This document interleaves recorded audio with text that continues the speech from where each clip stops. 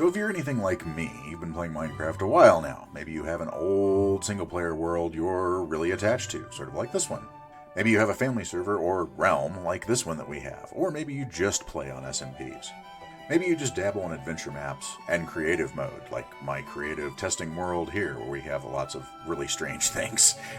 Regardless of how you play the game, though, you're probably aware of this mode called Hardcore, only available in Java. Sorry, Bedrock players. I mean, it's only been everywhere on YouTube lately. Luke the Notable, Pixel Riffs, Waddles, Dallas Med, all of them have done hardcore series and done them really well, I think. But while all of them have something unique to offer, and I highly recommend tossing follows at all of them, I think there's one thing they've missed, and that's the principles behind a successful hardcore run. Now don't get me wrong, these are great players who are great at explaining how to survive in hardcore, which is fabulous. You need that kind of backing to be able to survive in a hardcore world. But the thing that I, and if you're here, probably you, need is context. Why do things in a particular way? Why does this help? What's the underlying reasoning behind some of the decisions being made? And that's why we're here. We want to play hardcore mode, and we want to be successful at it. In short, we all want to be hardcore heroes. So, let's go. So in order to show you how to hardcore, we have to, well, hardcore, I guess. So let's go ahead and name this how to, well, if I could type, that is, hardcore. We're going to go ahead and leave everything else as normal. We're not even going to go into world options. We're not going to go into game rules, nothing like that. It's going to be completely random seed with all of the standard Minecraft 1.17.1 stuff. So let's go ahead and press this to get over to hardcore and create. And here we go. And here's our world. Looks like a pretty standard Minecraft world here. So let's go ahead and type in the seed. So there's the seed number. It's something absolutely and utterly ridiculous, but if you want to follow along, you can. Let's get up on this hill and see what we've got going on here. And this actually, before we get anything done, we need to go over some very basic rules here. Starting with rule 0. Yes, it's even a rule that comes before 1. It's rule 0. See this empty void above the clouds? Yeah. So there was a world here. It had a really nice house, a full storage building, a mini villager trading hub. It even had a dragon egg on a quartz pillar in the house because I had followed all of these principles that I'm going to be outlining in this series, which begs the question, where did it go? Well, it got deleted. Why? Because I'm a ghost now. Yep. I died. How? Did a creeper sneak up on me? Did a zombie bust down the door and get me while I was AFK? Could I simply not deal with the existential dread of being alone in a world that was nearly deserted because it had been ravaged by a virulent disease and left everyone in a constant state of paranoia and existential dread, and I finally threw myself off a cliff at the sheer horror of facing another day in this apocalyptic wasteland? Man, this really got meta all of a sudden. Nope. See, I went to the end after killing the dragon to get some shulker shells and an elytra, like you do. I spawned right next to an end city, so I was feeling pretty good. But there was no end ship in that end city, so I wandered in search of another end city, being careful and bridging the gaps between islands using ender cheese. It was fine, nothing was going wrong, and everything was going great. Then I got impatient. I ender pearled into the side of a small island instead of bridging and fell into the void. One mistake cost me the entire world. In short, stupid. Don't be like me. Follow Rule 0. So now that you understand Rule 0, which comes before Rule 1, as I said, let's go ahead and actually put Rule 0 to the test and sort of look around before we do anything else. So we've got what looks like an extreme hills over there maybe. We've got some spruce, we've got some oak, we've got some birch. We've got a little bit of everything here. It's a forested area. We really want to look for a plains. And the reason we're looking for a plains is for a lot of reasons. First of all, it gives you a better place to build. It also gives you a higher chance of finding villagers, which you're going to need here very, very soon. But we do have some exposed coal over here. And a goat! We have goats. Now, the goat, if it gets angry enough at you, will in fact kill you when you have no armor on. So maybe just leave him alone for a second. Let's just go ahead and get some basic tools made here. And that is surprisingly going to lead us into the next big part of this video where we go over rule number 1, which comes after rule 0, but is nonetheless very important. And when we talk about patience, what we're actually talking about is Don't just settle for what you've got in front of you and call it good. And when you're talking about hardcore Minecraft, it's a little. Did you hear that? I heard that. Was that goat? Dude, you stay over there and I'll stay over here, okay? I'll take this side of the mountain, you take that side. We'll both be happy. Anyway, what I'm talking about when I'm talking about patience is you want to not only find a place that you think is going to be really good long term for survivability, but also something that you love. Because you don't want to be in a world you don't absolutely love, or be in an area of a world you don't absolutely love. Like this is a pretty kind of standard Minecraft seed, honestly. There's really not a whole lot going around here. So will I stay here? Probably not. We're going to go ahead and get some starting resources. We're going to get some stone. We're going to get a full suite of tools. And then we're going to move on to wherever we decide to go next, which is going to be somewhere where we can increase our chances of survivability and sustainability in Minecraft. But don't overdo it, because that is rule 2. And when I say minimalism, I mean minimalism. So I think having a full set of stone tools, including a stone sword, I know a lot of people that do hardcore series, especially like Pixel Riffs, talk about the stone axe being good for double duty. But me personally, I want the stone sword just simply because I don't want to be killing animals with this and chopping down trees at the same time and basically running through my stone axe twice as fast, which is why I have the sword. Plus, the sword also gives you that sweep ability that the axe does not. It's easier to crit people with. It's easier to deal with, I think, just in general. So minimalism being pretty much anything that's going to help you right now, you should keep on you at all times. But anything else needs to go away. So, for instance, let's look at what we've got here. This pickaxe, gone. These saplings, gone. Torches, going to stay in my offhand. Crafting table, we'll keep that. This one oak plank, gone. This cobblestone, that's useful, we'll keep that. So we're embracing minimalism because what we're talking about is a survival situation in that every single slot in your hotbar, every single slot in your inventory is absolutely precious. You want to have as much room as possible for things that are going to help you live through the night and or into advanced, hello again, Mr. Goat, advanced Minecraft as much as possible. So you don't want to be clogging up your inventory with flowers and trees and bushes and saplings and stuff like that. Now, once you've gotten established somewhere and you've got yourself a nice base, you've got yourself an area where you think you'll be able to survive long term, then absolutely go grab those peonies over there. Grab some ink sacks. Grab what else ever you need. Like that sugarcane down there, that to me is something that is absolutely vital for any kind of Minecraft run. So I'm going to go grab that. And there's those sheep over there that we're also going to go say hello to. And while I'm looking for those sheep that have evaded me, oh, there they are. I think way over there? Yeah, those look like sheep. Okay. Something else involving patience. Now, I know, I'm well aware that I'm probably the most impatient person on Earth as per that little video clip that I showed you about my old hardcore world that was so fun, and then I just died because I was dumb and impatient. But another thing about patience. So, Minecraft is a game, especially now with 1.17.1 dropping, which is all about, mining and crafting. Imagine that. But it's also about caving. Like that cave over there. Isn't that just so cool looking? Don't you want to go in it? Don't. You know why? In that cave lies your death.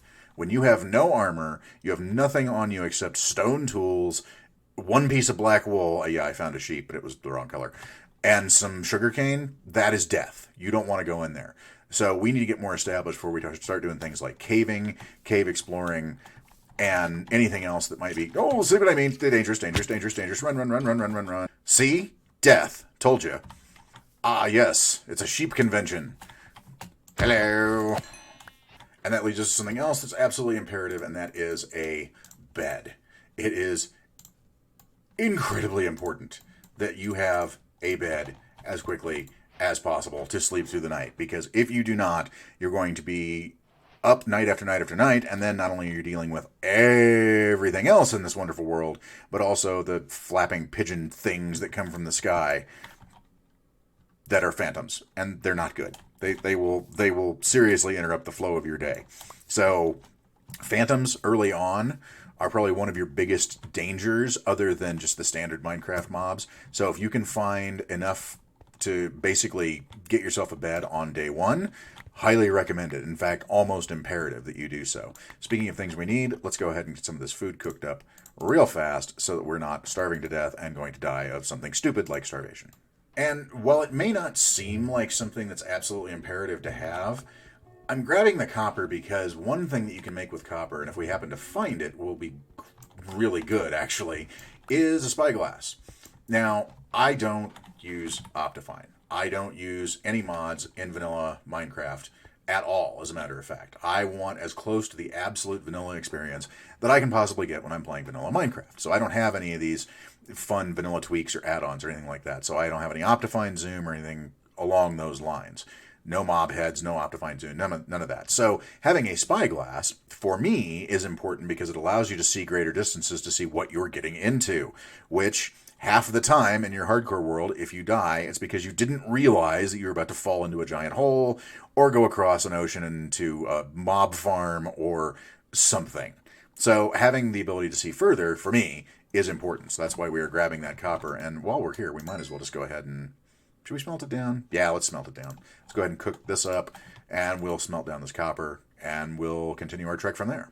And while I know I only need 2 pieces of copper, while this is actually smelting up in this furnace, hear that sound? We're actually getting experience from this. So we might as well sit here until this is all done just to be able to take advantage of getting the experience from it. Now, we're not going to be taking the furnace with us because a furnace is literally 8 pieces of cobblestone. We do not need to cart a furnace around with us. Crafting table, sure. I can see at least.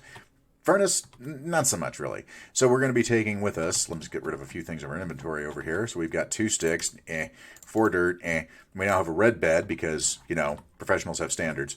And we have our tools, it's a little bit of food. We've got some logs with us just in case, crafting table, and the copper. But the next thing we need to do is find a village. And lo and behold, look at that. We have ourselves a village right over the horizon in a nice little plains biome with some hills next. Ooh, I want to build something there. That might actually be where our house is right in that little area in front of us there, the little alcove in the mountains, because that's really cool, although that one's neat too.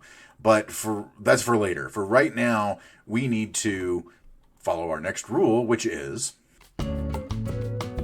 And by that, I mean the first couple of days you're in your hardcore world, you want to make it as easy on yourself as possible while you get used to the fact that everywhere you go, you're going to die if you're not careful, which can be nerve-wracking to start with. I totally understand and empathize with that mindset, is that it is nerve-wracking to know that you slip once and it's pretty much game over. And now you're spectating your world, and that's it. You're not able to play in the world anymore, no more progress, no more nothing. You have nothing at that point. So get used to the fact that you're in this brave new world. Hello, sheepies. In this brave new world by making the first couple of days as stress-free as possible. Now, this is a game. You should not be stressed out while you're playing a game, just in general. But it can be kind of stressful. Ooh, cows. It can be kind of stressful right off the bat when you're playing a brand new game mode in any game. Carbs. We need the carbs. When you're playing a brand new mode in any game, especially if you're increasing the difficulty, it can be stressful to start with. I understand that. Absolutely. So basically put yourself in easy mode for the first couple of days. And living in a village is definitely easy mode because not only do you have all of the villager things that you can do here, like, trade with the villagers and steal their crops, which we're totally doing, but you also have the ability to make trades, to get some better villagers, to get maybe a weaponsmith, maybe an armor smith, get some emeralds to trade for some golden carrots for better food source, what have you. And you can also take over one house in the village and just sort of live there rent-free for a while. Hello. Without having to worry about dealing with so many of the mobs that you run into in the rest of the world, because you can just go to sleep, work on increasing your survivability, work on your food sources. Speaking of food, your food. Work on, bees. Oh, they've got bees right in the village. That's really cool. Huh, who are you? You are a cartographer, so there's a cartography table around here somewhere. Aha, I found it. And I've found a stick. Thanks for absolutely nothing. So, finding a village makes it so much easier on you. Oh, look, it's the village idiot. You don't get a bed. Sorry. This is my house now. Mine. No, that's my bed. Carbs. So you don't really have to worry about much of that kind of stuff on the outside world, as long as you've got this village that you can come back to as sort of your safe haven for at least the first few days. Or maybe even the first, I don't know, Minecraft week or two. You can just come back here as your little safe spot to be able to just get away from all of the horrors that you're running into in the caves or in your mine or what have you. So, hey, look, more carbs. And we'll grab those and we'll grab those. We don't need those. We'll come back for the rest of this stuff later. But I definitely want to definitely want the bread, because this is really going to help. Having if no other reason to find a village just for the food source is good. So, are you having problems pathing? Really? Okay, fine. Let me get this out of your way. Is that better? Can you get to it now? It's like it's literally 2 feet from you, dude. Come on. There you go. I know you could do it. Let's grab all this out of here, because I understand why Mojang put these in here and made this the way they did, because it looked really cool with the fireplace, but this guy can never path to this blast furnace ever. But now we have, come back here. Now we have an armor smith, which is awesome, because we can go ahead and trade stuff to him to get armor, which is going to be our real important step coming up here. I already looted that chest, didn't I? All right, fine. Oh, we got baby villagers. Nice. So we've got 2 armor smiths in this town. That's very interesting. We might end up turning one of these armor smiths into a toolsmith. It just kind of depends on what the other guy has for trades. If he's got some great armor, then hey, fantastic. Don't even have to worry about it. But if his armor's sort of meh, we can level up the other guy and see where he's at. We've also got a cleric in town. That could be useful as well. So we're going to make this our base of operations for at least the foreseeable little bit. Like I said, a couple of days, maybe a Minecraft week, just to get established and just to get some better gear, because better gear is going to be very, very important. So there's the village. Over there we've got birch and oak mixed forest. Looks like it goes on for a while. Behind us here we have a swamp, which is nice. We can come over here and get slime very easily without having to worry about making a slime farm or running into a slime chunk or anything like that. We can just literally walk across the street, come over here in the middle of the night, hunt some slimes, come back, done. Looks like that swamp actually goes on for quite a while over there, so that's good. Over here we've got this is really cool looking. I really like that. I mean, there's some really interesting terrain around here for base building, because you've got that little bridge up there, which might be cool to build maybe a house on both sides with that bridge connecting it. So you have maybe your house on one side, your storage system on the other. That might be cool. But then you've got that other place on the other side of that mountain, which might be fun. And on the other side, you've got this sort of wooded plains that goes on for a while in that direction, too. So we've got a pretty good location here.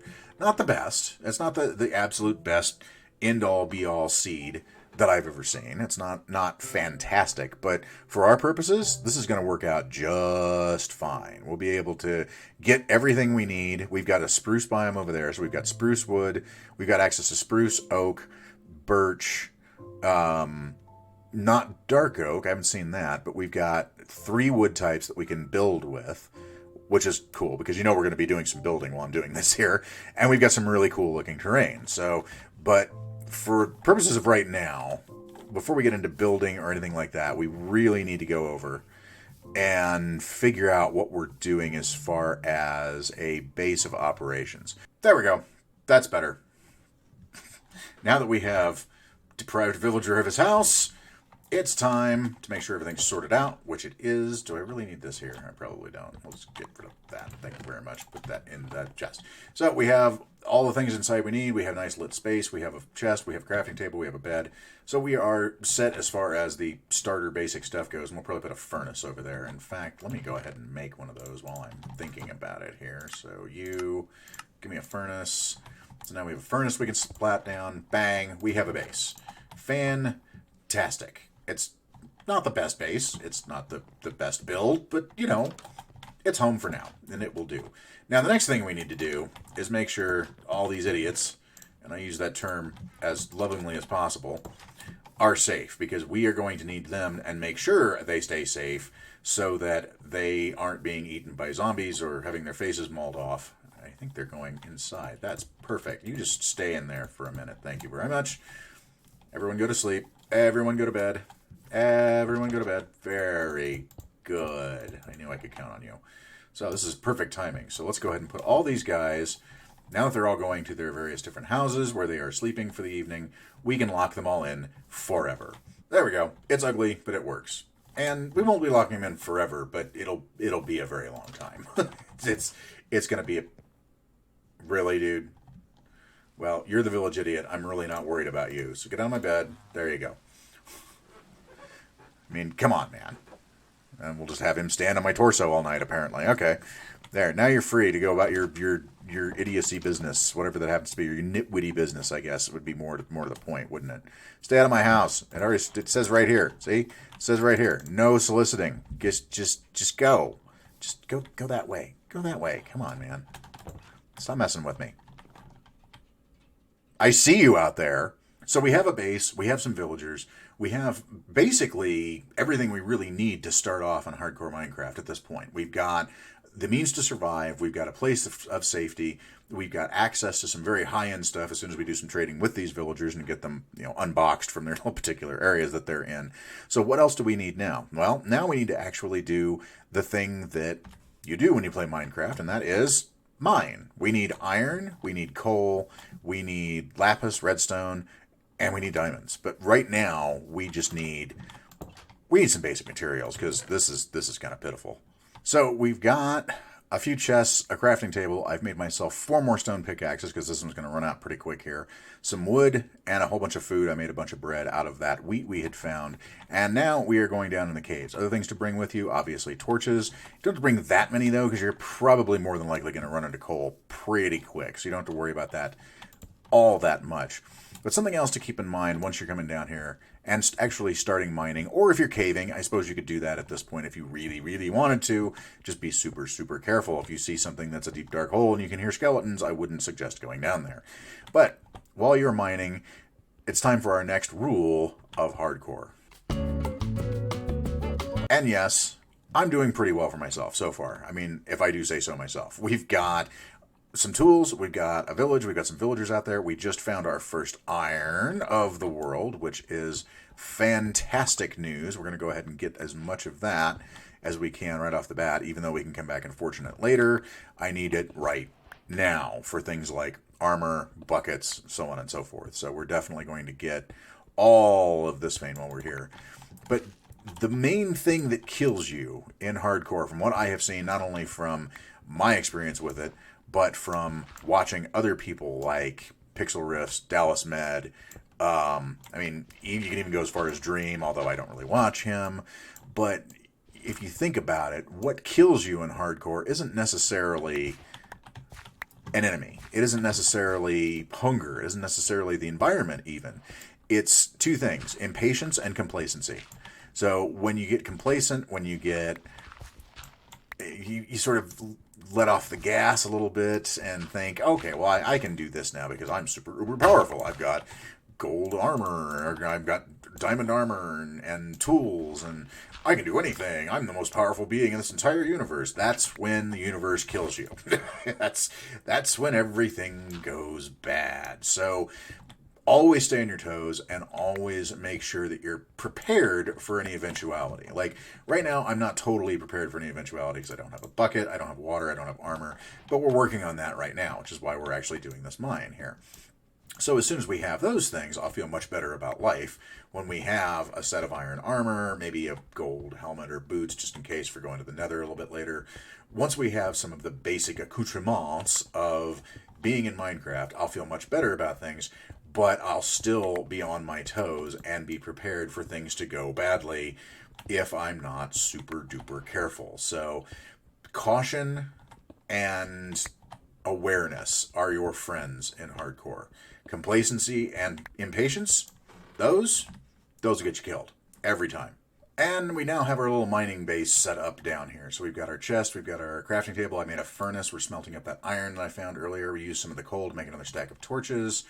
So we are ready to go for a little mining expedition here. I also made some stairs and a door up there to keep out any kind of wayward zombies. So let's talk about mining in hardcore. Now, the way you mine, it doesn't really matter. I mean, a lot of people are going to tell you, oh, you should mine this way, or you should mine this way, or you shouldn't strip mine, you should just go caving, and blah, blah, blah, blah, blah.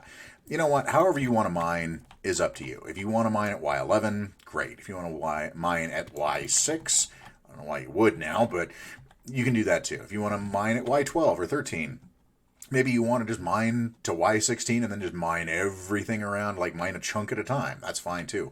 There's a lot of different methods for mining. But the thing to remember in hardcore is you want to be extra cautious of running into things like caves. Now, you're probably normally cautious when you run into a cave anyway, when you're strip mining like I am here. But the problem is that those caves, even though you can't see them, they're there, and they're right now.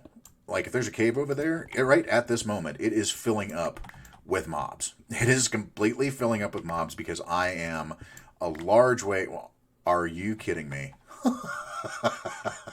Well then, I swear I'm not cheating, guys. I'm not hacking. I'm not wall hacking or anything. What did that take us? 45 seconds? Well, I guess we're going to be using some of that iron then. It's the shiny blue stuff right away. I love the seed. I love the seed.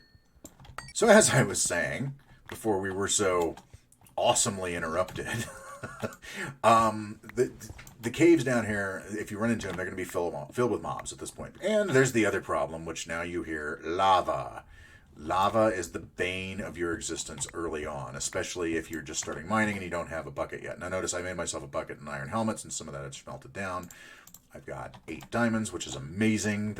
We're going to be able to graduate to diamond gear here really soon. Aha!